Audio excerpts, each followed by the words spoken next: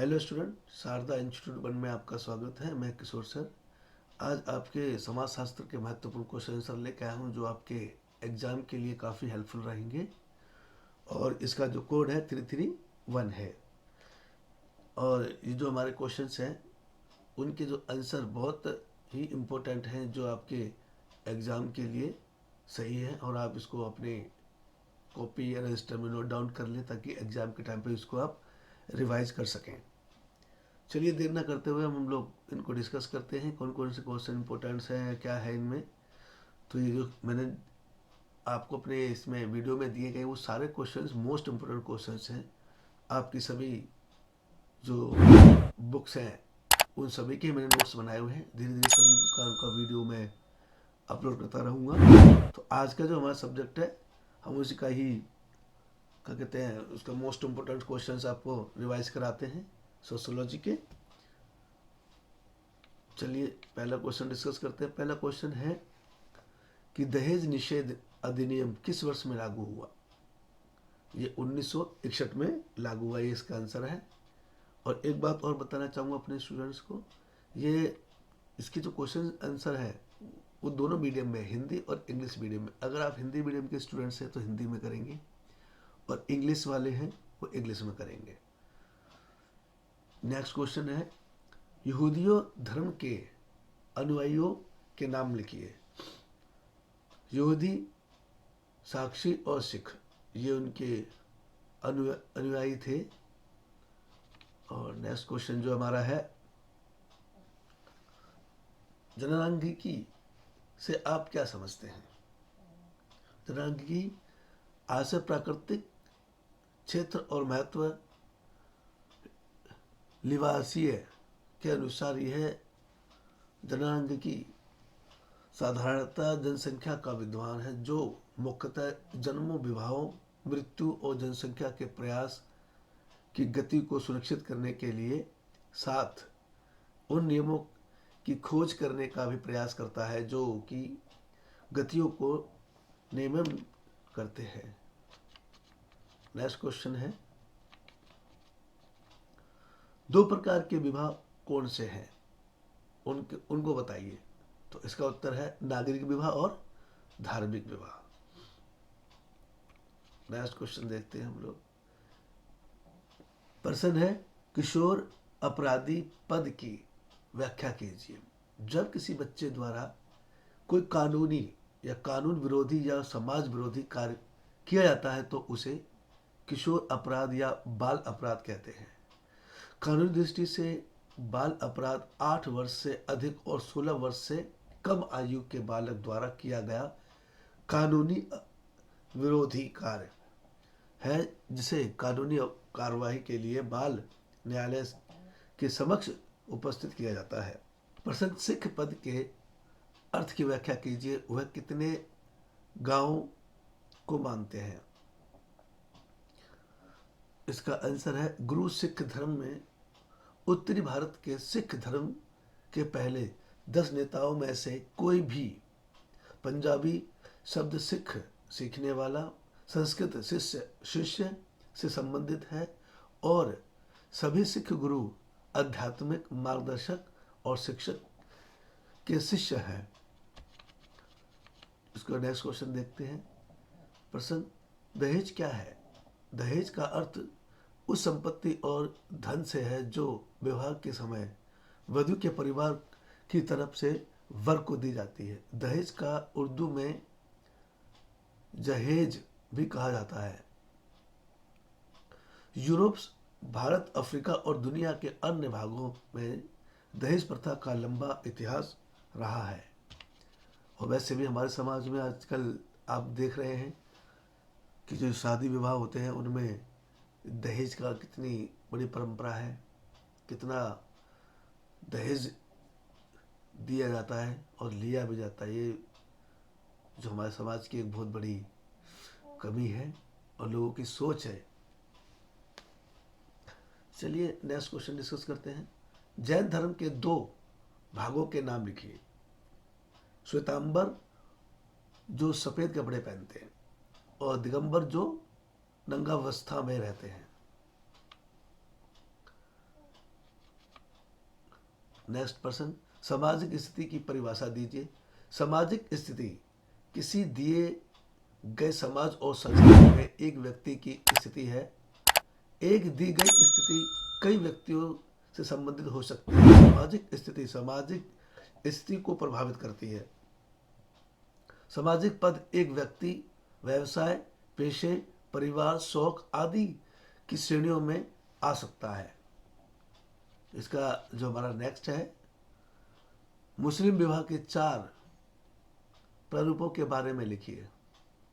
तो इसका आंसर देखिए, डिस्कस करते हैं हम इसके आंसर को। मुसलमानों द्वारा निम्नलिखित 4 प्रकार की शादियां की जाती हैं। नंबर 1, साहेब शादी। यह रसिया कानून के अनुसार विवाह का वैध रूप है। नेक्स्ट है फाशिद विवाह और मुता विवाह, अस्थायी विवाह होता है ये। नेक्स्ट क्वेश्चन देखिए, प्रश्न, सामाजिक परिवर्तन के सिद्धांत। सामाजिक परिवर्तन के अंतर्गत 4 सिद्धांत आते हैं जो कि इस प्रकार है। सामाजिक परिवर्तन के सामाजिक डार्विनवादी सिद्धांत, सामाजिक परिवर्तन के चक्रीय सिद्धांत, सामाजिक परिवर्तन के एक रेखीय और बहुत रेखीय उद्काश सिद्धांत, सामाजिक परिवर्तन के एक रेखीय और बहुत रेखीय उद्दीका सिद्धांत, सामाजिक परिवर्तन के पार्सन्स का उद्दीका सिद्धांत। ये हमारे सामाजिक परिवर्तन के सिद्धांत हैं। अब हम नेक्स्ट क्वेश्चन को देखते हैं।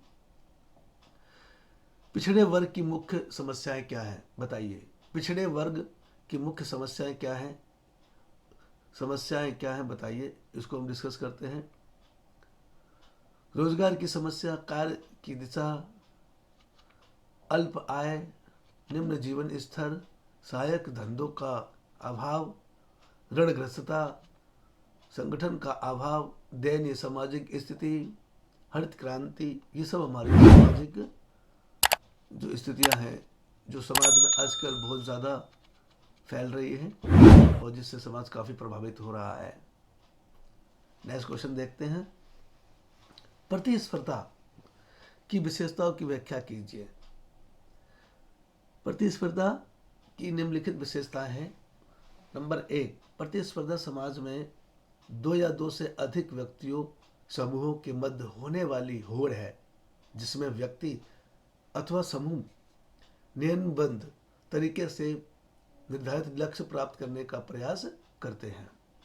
सेकंड पे है, प्रतिस्पर्धा में किसी तीसरे पक्ष का होना आवश्यक है जिससे समर्थन को प्राप्त करने का प्रयत्न दोनों पक्षों के द्वारा किया जाता है। 2 व्यक्तियों के लिए तीसरा पक्ष ग्राहक, 2 प्रेमियों के लिए वह युवती जिसका प्रेम पाने के दोनों ललाहित हैं, और परीक्षार्थियों के लिए परीक्षक। इसका थर्ड है, प्रतिस्पर्धा समाज में वस्तुओं, पदों की सीमित मात्रा होने के कारण होती है क्योंकि उन वस्तुओं तथा पदों का सभी प्राप्त करना चाहते हैं। यही कारण है कि मैक्स वेबर ने प्रतिस्पर्धा को शांतिपूर्ण संघर्ष माना है। इसका नेक्स्ट है 4th पॉइंट हमारा, प्रतिस्पर्धा असहयोगी सामाजिक प्रक्रिया का एक स्वरूप है क्योंकि व्यक्ति इसमें एक दूसरे को या का सहयोग नहीं कर सकते। लेकिन गिलिन ने इसे असहयोग या सहयोग सामाजिक प्रक्रिया माना है। प्रतिस्पर्धा की एक अत्यंत ही महत्वपूर्ण विशेषता यह है कि प्रतिस्पर्धा में अहिंसात्मक तरीके से लक्ष्य प्राप्ति का प्रयत्न किया जाता है। जहां संघर्ष में हिंसा या हिंसा की धमकी का सहारा लिया जाता है, वहां प्रतिस्पर्धा में अहिंसात्मक तरीके से जोर दिया जाता है। ये हमारा 5th पॉइंट था। अब हम 6th पॉइंट को डिस्कस करते हैं। प्रतिस्पर्धा एक निरंतर प्रक्रिया है। जीवन के प्रत्येक क्षेत्र में प्रतिस्पर्धा हर समय पाई जाती है। 7th पे है प्रतिस्पर्धा जन्मजात प्रवृत्ति नहीं बल्कि एक सांस्कृतिक रूप से प्रतिमानित प्रक्रिया है। इसकी मात्रा सामाजिक संरचना और सामाजिक मूल्यों से निर्धारित होती है। आजकल कंपटीशन का दौर है, तो हर क्षेत्र में कंपटीशन है और हर कोई अपने आप को आगे निकलने की सोचता है कि मैं सबसे श्रेष्ठ हूँ या मैं सबसे प्रबल हूँ और मैं सबसे योग्य हूँ, ये दिखाने की कोशिश करता है। चलिए नेक्स्ट क्वेश्चन को डिस्कस करते हैं। विभिन्न प्रकार के परिवारों की व्याख्या कीजिए। प्राथमिक परिवार जिस परिवार में सिर्फ माता पिता तथा उनके अविवाहित बच्चे होते हैं, उस परिवार को प्राथमिक परिवार कहते हैं। नेक्स्ट है विस्तृत परिवार या संयुक्त परिवार। एक विवाही परिवार, बहुविवाही परिवार, रक्त संबंधी परिवार, विवाह संबंधी परिवार, प्रतिसत्तात्मक परिवार, मातृसत्तात्मक परिवार। ये इतने परिवार हैं जिन्हें जो हमारे समाज में आज पूरी तरह से विख्यात हैं। और नेक्स्ट क्वेश्चन डिस्कस करते हैं। राष्ट्रीय महिला आयोग अधिनियम कब पारित किया गया? राष्ट्रीय महिला आयोग की सांविधिक निकाय के रूप में स्थापना महिलाओं के लिए संवैधानिक और विधायिक सुरक्षा पाओं की समीक्षा करने, उपचारिक विधायिक उपायों की सिफारिश करने, शिकायतों के निवारण को सुकर बनाने और महिलाओं को प्रभावित करने वाले सभी नीतिगत मामलों पर सरकार को सलाह देने के लिए राष्ट्रीय महिला आयोग अधिनियम 1990 भारत सरकार का 1990 का अधिनियम संख्या 20 के तहत जनवरी 1992 में की गई थी। नेक्स्ट क्वेश्चन जो है वह महिला मुखिया घर से आप क्या समझते हैं? पंचायती राज संस्था एक स्वायत्त निकाय है। यह एक स्थानीय स्वशासन की संस्था है जो अपने आप में विधायिका भी है और कार्यपालिका भी है, न्यायपालिका भी है। यह ग्राम सरकार और जिसे ग्राम स्वराज के लिए काम करना है। ग्राम पंचायत पंचायती राज संस्था की तृणमूल स्तर की इकाई है जो इसके राज कहे जाने को सार्थकता प्रदान करती है। नंबर 1, व्यवस्था विभिन्न भागों से बनती है। विभिन्न भागों के बीच क्रमवार संबंध होना चाहिए। इन भागों को व्यवस्थित करने से एक पद्धति उभरनी चाहिए। एक व्यवस्था के विभिन्न भागों के बीच व्यवहारिक संबंध होता है। सभी भाग न्याय अस्तित्व बनाते हैं। वे व्यवहारिक रूप से परस्पर संबंधित होते हैं। नेक्स्ट क्वेश्चन देखते हैं हम लोग। मूल्यों की विशेषताएं।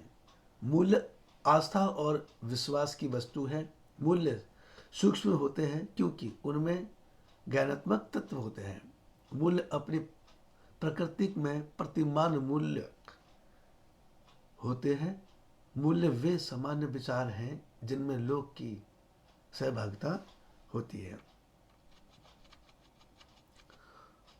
मूल संवेगों और भावनाओं से संबंधित होते हैं। मूल्य वस्तुओं की पसंदगी के आधार पर हैं।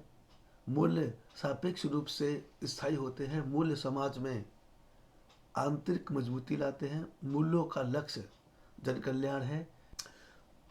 मूल्यों में व्यवस्थात्मक सोपान क्रम होता है। चलिए नेक्स्ट क्वेश्चन को डिस्कस करते हैं। परिस्थिति की विशेषताएं। परिस्थिति में बदवा इसको एक्सप्लेन करें। निम्नलिखित विशेषताएं होती हैं जो इस प्रकार है। नंबर 1, परिस्थिति समाज की आवश्यकताओं और रुचियों का परिणाम होता है। नंबर 2, परिस्थिति अन्य के ऊपर एक खास प्रकार का अथवा खास सीमा से प्राधिकारक होता है। नंबर 3, परिस्थिति सापेक्षिक होती है। नंबर 4, परिस्थिति सामाजिक स्थिरीकरण की दिशा निर्देश कर सकती है। नंबर 5, परिस्थिति के पास कुछ विशेष अधिकार और प्रतीक्षाएं होती हैं, जिसे किसी स्थान के प्रयोग का अधिकार, सचिव की सेवाओं का अधिकार आदि। नंबर 6, परिस्थिति के प्रतिष्ठान का कुछ अंश सम्मिलित होता है। नंबर 7, परिस्थिति में प्रतिष्ठा का कुछ अंश सम्मिलित होता है। नंबर 7, परिस्थिति के अनुसार पारिश्रमिक प्राप्ति का अधिकार भी हो सकता है। नंबर 8, परिस्थिति को भूमिका से अलग नहीं किया जा सकता। ये इसके 8 पॉइंट थे और मेरे सभी स्टूडेंट से रिक्वेस्ट है कि आप इनको अपने कॉपी रजिस्टर में नोट डाउन कर लें, ताकि एग्जाम के टाइम पे इसको आप अच्छे से डिस्कस कर सकें और रिवाइज कर सकें। ये क्वेश्चन आपके लिए काफ़ी हेल्पफुल है। चलिए नेक्स्ट क्वेश्चन हम डिस्कस करते हैं। भूमिका की विशेषताएं बताइए। भूमिका परिस्थिति का प्रगतिशील पहलू है। भूमिका परिस्थिति में ही निहित होती है। भूमिका को परिस्थिति से अलग नहीं किया जा सकता। भूमिका निर्वार्थ या रिक्त स्थान में नहीं मिलती, इसका एक सांस्कृतिक पहलू होता है। 4th पे है, सांस्कृतिक भूमिका का प्रतिमानात्मक पहलू होता है। और इसका लास्ट जो पॉइंट है, भूमिका सापेक्ष होती है।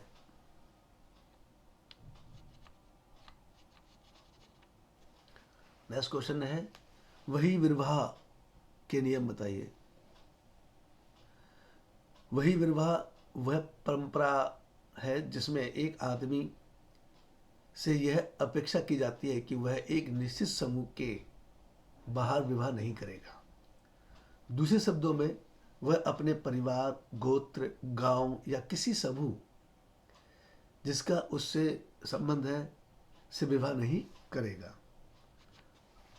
अंतर्विवाह अंतर्विवाह एक ऐसी रिवाज है जिसके अनुसार व्यक्ति को अपने ही सामाजिक समूह या जाति में विवाह करना पड़ता है। यह अपना समूह अपनी ही जनजाति या जाति अथवा धार्मिक समूह होता है, परंतु अपना ही गोत्र नहीं होता। अपवाद रूप में कभी कभी गोत्र अंतर्विवाही होता है।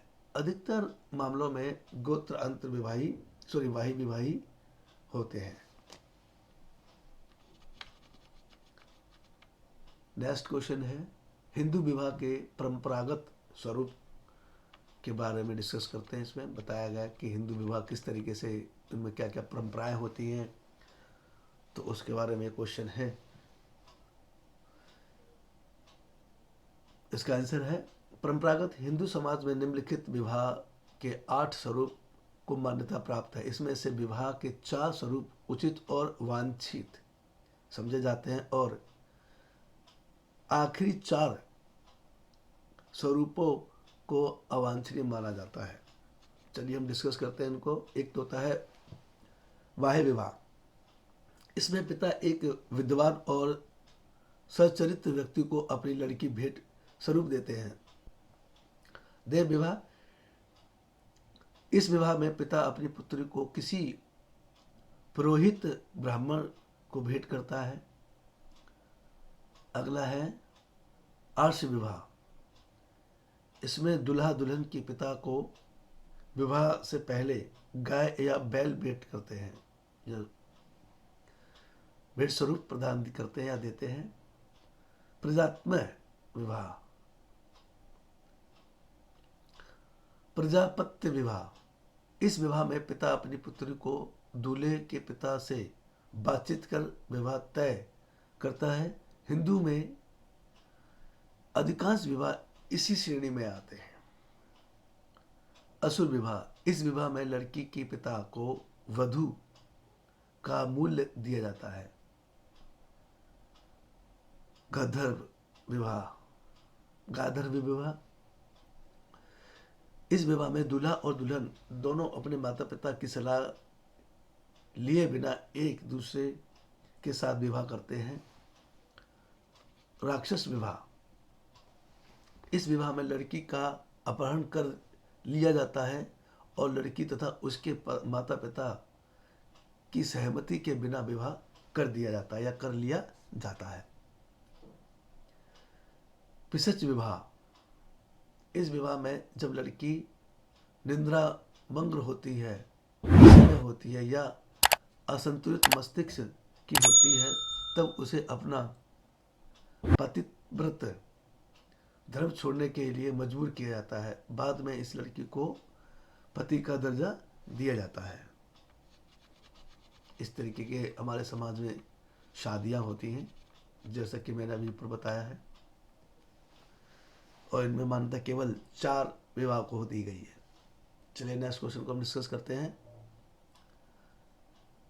प्राधिकार। प्राधिकार की दृष्टि से परिवार 2 प्रकार के होते हैं, इनको हम डिस्कस करते हैं, जो कि ये है। देखिए, पितृसत्तात्मक परिवार का हक मांगने को, मातृसत्तात्मक परिवार नियोक्रो कागधार किलो, प्रशासनात्मक शक्ति पिता के पास होती है, पितृ सत्तात्मक परिवार कहलाता है। इस प्रकार के परिवार में प्राधिकार केवल पिता के पास होता है और वही परिवार का सब कुछ होता है। स्त्रियों और बच्चों को परिवार के पुरुष के निर्णय और आदेशों को मानना पड़ता है। परंपरागत भारतीय और चीनी परिवार पितृसत्तात्मक परिवार के उदाहरण हैं। अधिकांश पितृसत्तात्मक परिवार पितृ स्थानिक और पितृवंश परंपराई होते हैं। इसका सेकंड है इसको हम डिस्कस करते हैं। इसे कहते हैं मातृ सत्तात्मक परिवार। वह परिवार जिसमें माँ का स्थान केंद्रीय होता है और उसका प्राधिकार सबसे ऊपर होता है, मातृ सत्तात्मक परिवार कहलाता है। इस प्रकार के परिवार में प्राय घर में माँ की शक्ति महत्वपूर्ण होती है। मातृ सत्तात्मक परिवार केरल के नायक और असम में या असम के खासी तथा गारो वंश में पाए जाते हैं। अधिकांश मातृ सत्तात्मक परिवार मातृवंशीय और मातृ स्थानीय होते हैं।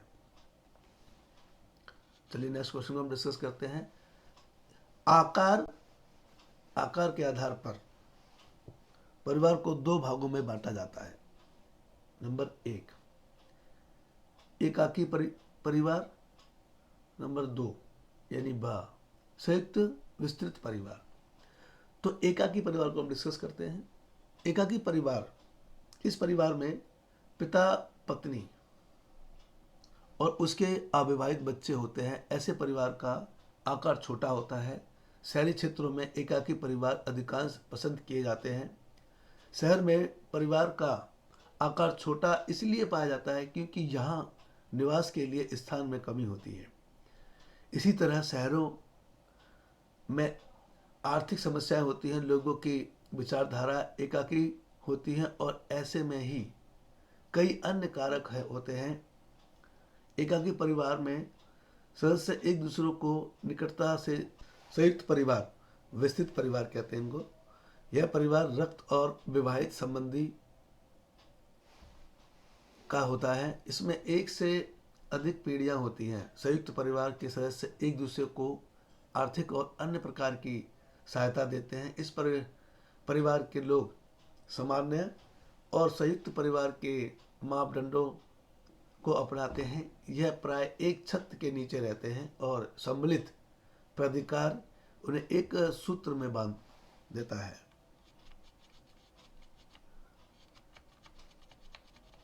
ये हमारे जो क्वेश्चन आंसर्स हैं, हम हिंदी को डिस्कस करेंगे और इंग्लिश वाले बच्चे इंग्लिश को नोट डाउन कर सकते हैं अपने। प्रश्न, भारत में संयुक्त परिवार की निम्नलिखित लक्ष्य हैं, बताइए। तो इसको हम डिस्कस करते हैं। नंबर 1 अधिकारवादी संरचना कीली किक कामगार परिवारवादी संगठन। तीसरा है उम्र और रिश्तेदारी पर निर्धारित प्रतिष्ठा को कानोगत। फोर्थ में है रक्त संबंध की वरीयता वैवाहिक संबंध पर होती है।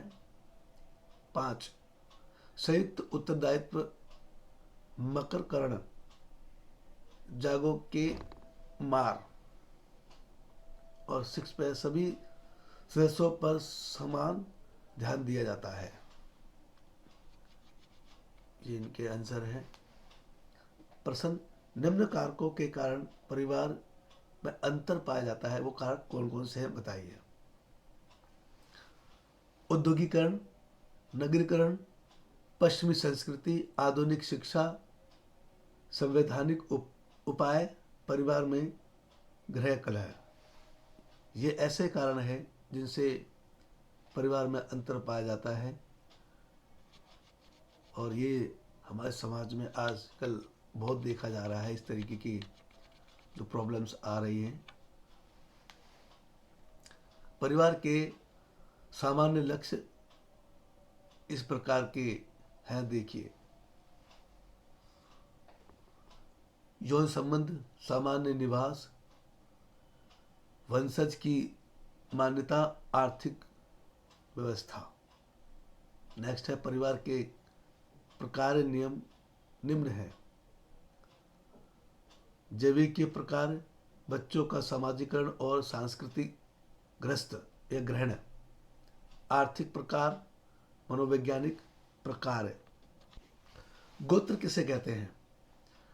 गोत्र भी एक एकल वंशीय वंश क्रम समूह है। इसमें रिश्तेदारों का एक समूह होता है जो कि अपना उद्गम एक सामान्य पूर्वज के वंश क्रम से मानता है, लेकिन इस क्रम में वंशों को जोड़कर नहीं बताया जा सकता। समान पूर्वज प्राय एक मिथकीय साधु या संत होता है। यह सब हिंदू समाज में पाया जाता है। इस प्रकार का पूर्वज अति प्राकृतिक चरित्र का या टोटम की कोई वस्तु होती है, जिसे जैसे कि चीता, मछली, सांप इत्यादि। ये हमारे गोत्र को बताते हैं। इस तरह के कोई सिंबल्स रखते हैं कि आप इस वंश के हो या आपका ये है, तो इस तरीके से उसमें बताया जाता है। नेक्स्ट है हमारा गहन कृषि। क्या होता है बताइए। गहन कृषि को स्थायी कृषि के नाम से भी जाना जाता है। यह खाद्य उत्पादन की वह व्यवस्था है जहाँ खेतों को नियमित रूप से जोता जाता है। कृषक भूमि की उर्वरकता को बढ़ाने के लिए जैविकीय खाद्य का प्रयोग करते हैं, जैसे पशु का गोबर और मनुष्य का मल। खेतों की सिंचाई की जाती है। मानसून की बारिश के अतिरिक्त किसान सिंचाई के लिए नदी, नालों का प्रयोग भी करते हैं या करना। तकनीक एक बहुत अधिक जटिलता के लिए हुए हैं। इसमें खुदाई की लकड़ियों तथा खुदालों की अपेक्षा हल का प्रयोग किया जाता है। गहन कृषि के विकास में यांत्रिकरण आ रहा है। ट्रैक्टर का उपयोग या प्रयोग होता है और जानवरों की शक्ति के बजाय यांत्रिक शक्ति का प्रयोग लिया जाता है।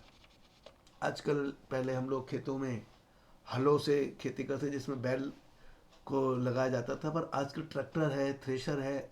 आजकल आधुनिकीकरण हो गया है, तो आजकल सब कुछ बदल गया है। तो आजकल हमें विकास की भी काफ़ी बढ़ गया है इसमें। जो पहले खेतों में काम करने के लिए घंटों हमें खेतों में रुकना पड़ता था, आजकल कुछ मिनटों में काम हो जाता है। तो ये आधुनिकीकरण का ही एक उदाहरण है। औद्योगिकरण का प्रभाव। नंबर 1, उत्पादन घरों से निकलकर फैक्ट्रियों में होने लगा है। उत्पादन प्रक्रिया में पूंजी ने मेहनती भूमिका अर्जित की है।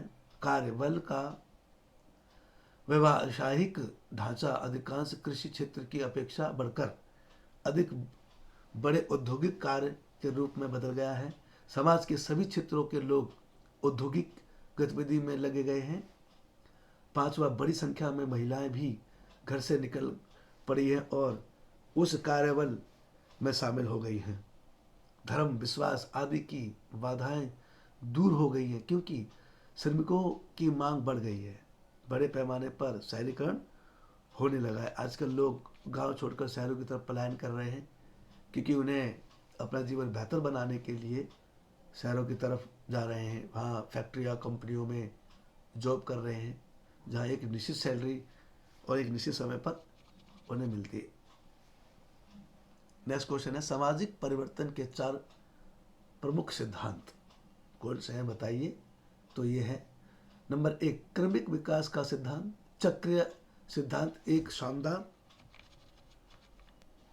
कार्यात्मक का सिद्धांत। संघर्ष का सिद्धांत। और नेक्स्ट है हमारा समाजशास्त्र की विशेषताएं। समाजशास्त्र की परिभाषा और प्रकृति से हमें इसकी विशेषताओं के बारे में पता चलता है। समाजशास्त्र एक स्वतंत्र विज्ञान है जिसकी प्रकृति विज्ञान की तरह पूर्णतः वैज्ञानिक है। समाजशास्त्र की निम्नलिखित विशेषताएं इस प्रकार है। नंबर 1, समाजशास्त्र एक सामाजिक विज्ञान है, प्राकृतिक विज्ञान नहीं।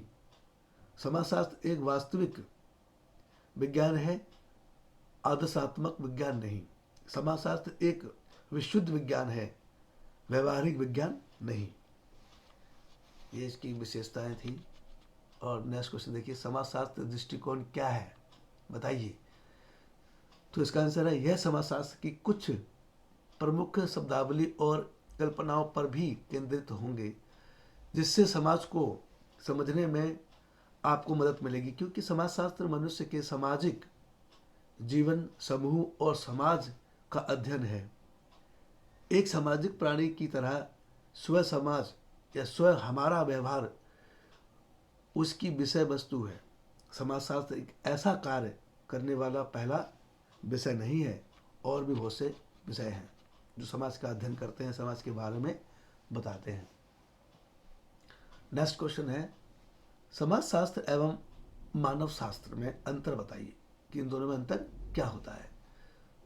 तो चलिए हम इसके डिस्कस करते हैं, समाजशास्त्र और मानव शास्त्र में अंतर। नंबर 1 तो दे नहीं रखा पर इसमें एरो दे रखे हैं, तो इस तरीके से हम डिस्कस करते हैं। इनमें विषय क्षेत्र की दृष्टि से अंतर पाया जाता है। मानव शास्त्र मुख्यतः आदिम समाज का अध्ययन करता है, जबकि समाजशास्त्र सभ्य समाजों का। इसका नेक्स्ट है, इन दोनों में पद्धति संबंधी अंतर भी पाया जाता है। समाजशास्त्र में मुख्यतः सहभागिक अवलोकन का प्रयोग किया जाता है। मानव शास्त्र को जिस आदिम समूह का अध्ययन करना होता है वह उसमें जाकर बस जाता है, साल 2 साल उसी समुदाय में रहता है और प्रत्यक्ष अवलोकन कर द्वारा उस समुदाय में के लोगों का गहन अध्ययन करता है। दूसरी ओर समाजशास्त्री को निर्देशन का समस्या का सामना करना पड़ता है। उसे अनुसूची या प्रश्नावली आदि बनाकर सूचना एकत्र करनी पड़ती है तथा प्रबलों पर लेखों एवं सांख्यिकीय पद्धति का सहारा लेना पड़ता है। समाजशास्त्र एक और सामाजिक दर्शन के साथ तो दूसरी ओर नियोजन के साथ निश्चित या घनिष्ठ संबंध पाया जाता है। इवांस प्रिचार्ड ने लिखा है कि समाजशास्त्र केवल एक बात का पता लगाने की कोशिश नहीं करता कि समस्याएं कैसे कार्य करती हैं, बल्कि यह भी बतलाता है कि उन्हें कैसे कार्य करना चाहिए, कैसे परिवर्तित होना चाहिए। जबकि समाजशास्त्र अपने को इस प्रकार के विचारों से दूर रखता है। इन दोनों विज्ञान में एक अन्य अंतर यह है कि मानव शास्त्र समाज का उनके संपूर्ण रूप से या संपूर्ण रूप में या समग्रस्तता से अध्ययन करता है। उसमें संबंधित या उससे संबंधित सभी पहलुओं के संबंध में जानकारी प्राप्त कराता है। समाजशास्त्र अक्सर किसी समाज के भागों का अध्ययन करता है और मान्यता किसी संस्था विशेष या किसी प्रक्रिया आदि में रुचि लेता है। मानव शास्त्री अधिकतर छोटे आत्मनिर्भर समूह या समुदाय का, जबकि समाजशास्त्र बड़े या व्यापक और अव्यक्तित्व संगठनों तथा सामाजिक प्रक्रियाओं का अध्ययन करता है। ये इंग्लिश में है, तो आप इसको इंग्लिश में नोट डाउन कर लें। और इसमें दिखाया गया है कि समाजीकरण की प्रक्रिया किस तरीके से होती है। देखिए, ये चार्ट बताया गया है, तो आप इसको भी नोट डाउन कर लेंगे। तो ये चार्ट को इस तरीके से बिल्कुल एक्सप्लेन किया गया है। तो इसमें बताया गया है कि समाजीकरण की कार्य विधि क्या है, समाज में रहकर व्यक्ति के बड़े पे होने की प्रक्रिया क्या है, समाज जीवन के सामाजिक, आर्थिक और सांस्कृतिक गतिविधियों में भाग लेते हुए जीना और बढ़ना सीखना। और इसके बाद इसके फिर समाजीकरण के कारक दिए गए, कौन कौन से कारक होते हैं, जैसे परिवार, पास पड़ोस, सहचर समूह, विद्यालय, समाज, समाजीकरण के घटक, संप्रेक्षण, अपेक्षित भूमिका का निर्वाह, संस्कृति, चरित्र निर्माण एवं व्यक्तित्व का विकास। ये चार्ट दिया गया है जो बताया गया है कि समाजीकरण किस तरीके से हमारे लिए कैसे कार्य करता है और इसके घटक क्या है, तो ये बताया गया है। ये हमारा इंग्लिश में है, तो आप इसको ऐसे ही नोट डाउन कर लें, इंग्लिश वाले बच्चों के लिए है। चलिए हम नेक्स्ट क्वेश्चन को डिस्कस करते हैं। अपराध से आप क्या समझते हैं? अपराध के 5 कारण बताइए। ऐसे कृत्य जो भारतीय दंड संहिता या यथा परिभाषित विशेष या स्थानीय विधि के अंतर्गत दंडनीय हो अपराध कहलाते हैं, अथवा ऐसा कृत्य या कार्य जिसके करने से किसी स्थान विशेष के कानून का उल्लंघन होता है उसे अपराध, इसे क्राइम कहा जाता है। अपराध के 5 कारण बताइए जो इस प्रकार है। देखिए, गरीबी, साथियों का दबाव, ड्रग्स, राजनीति, धर्म। ये ऐसे 5 कारण हैं जिससे अपराध पनपता है या अपराध को बढ़ावा मिलता है। नेक्स्ट क्वेश्चन है, बाल अपराध क्या है? बाल अपराध के 5 कारण बताइए। जब किसी बच्चे द्वारा कोई कानूनी विरोध या समाज विरोध कार्य किया जाता है तो उसे किशोर अपराध या बाल अपराध कहा जाता है। कानूनी दृष्टि से बाल अपराध 8 वर्ष से और अधिक या 16 वर्ष से कम आयु के बालकों द्वारा किया जाता है। यह कानूनी अपराध या कानूनी विरोधी कार्य है जिसे कानून कार्रवाई के लिए बाल न्यायालय के समक्ष उपस्थित किया जाता है। ये क्वेश्चन हमने ऊपर भी डिस्कस किया है, ये फिर दोबारा दे दिया गया इसमें। और इसके 5 कारण हैं जिससे बच्चे अपराध करते हैं। भौतिक वंशानुक्रमण, अपराधी भाई बहन, माता पिता द्वारा तिरस्कार, परिवार की आर्थिक दशा, भीड़ भाड़ युक्त परिवार। ये ऐसे कारण हैं जिससे बच्चे अपराध की ओर अग्रसर होते हैं और अपराध को बढ़ावा देते हैं।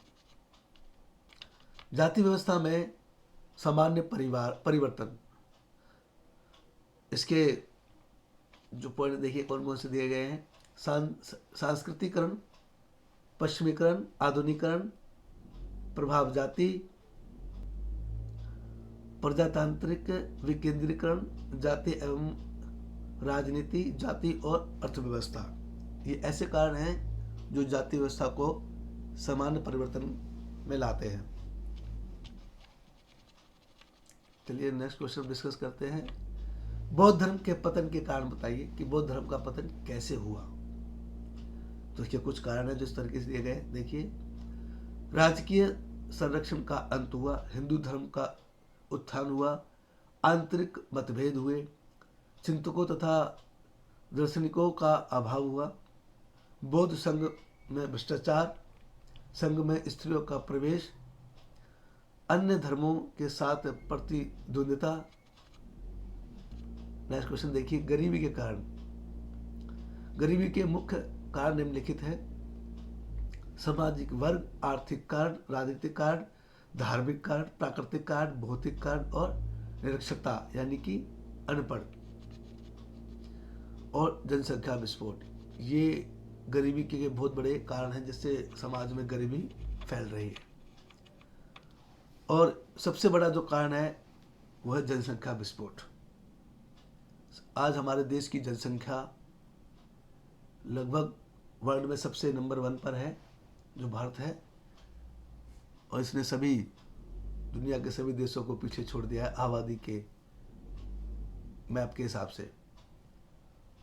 तो इसमें क्या है कि गरीबी का मुख्य कारण यही है, साधन कम है, मांगे ज़्यादा है, तो गरीबी है। गरीबी के साथ साथ देश में अपराध भी पनप रहे हैं। तो आप सभी स्टूडेंट इनको नोट डाउन कर ले अपनी कॉपी रजिस्टर में। आपसे मैं बार बार कहता हूं कि ये इंपॉर्टेंट क्वेश्चन है और आपके एग्जाम में काफ़ी हेल्पफुल रहेंगे।